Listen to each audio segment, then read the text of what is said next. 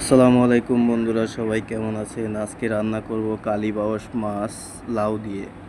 মাছগুলো সুন্দর করে ধুয়ে নিয়েছি, নিয়ে পরিষ্কার করে মশলা মেখে ফ্রাইয়ের জন্য দিয়ে দেওয়া হলো। আর ওপাশে কেটে রাখা হয়েছে চাক চাক করে লাউগুলো। লাউগুলো একটু বড় সাইজ করে নিয়েছি। আর মাছগুলো এখানে আমি 40 পিস মাছ নিয়েছি। 40 পিস মাছ সুন্দর করে লাল করে ফ্রাই করে নিচ্ছি। ওপাশে আমার মশলাটা রেডি হচ্ছে। এতক্ষণ দেখুন লাল করে ভেজে নিয়েছি। ওপাশে মশলাটা রেডি হয়ে গিয়েছিল, তাই কড়াইয়ে দিয়ে মশলাটা সুন্দরভাবে ভুনা করে নিচ্ছি। দেখুন মশলাটার কালারটা কত দারুণ আসছে।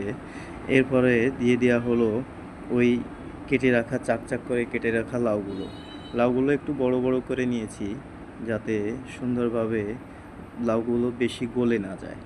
তাই আগে একটু ভুনা করে নিব। ভুনা করে নিয়ে অপেক্ষা করব লাউয়ের পানিটা উঠে আসার জন্য। তা মনে হচ্ছে যেন লাউয়ে পানিটা একটু বড় করে কেটে নেওয়ার কারণে আমার লাউটা সিদ্ধ হবে না, তাই সামান্য একটু পানি দিয়ে ঢেকে দিয়ে সুন্দরভাবে লাউটা সিদ্ধ করে নেব। দেখুন লাউটা আমার প্রায় সিদ্ধ হয়ে এসেছে। এখন মাছগুলো দিয়ে দেওয়া হলো। মাছগুলো দিয়ে কিছুক্ষণ নেড়ে নিয়ে আমি অন্য একটা পাত্রে ঢেলে দিব, যেহেতু আমার কড়াইটা অনেক বড়োর কারণে কড়াই থেকে অনেক সময় মাছ নামাতে গেলে মাছগুলো ভেঙে যায়। তাই অন্য একটা পাত্রে দিয়ে সুন্দরভাবে ছড়িয়ে নিয়ে এখন দিয়ে দেওয়া হলো ধনেপাতাগুলো দিয়ে সুন্দরভাবে 15-20 মিনিট দমে দিয়ে রাখবো।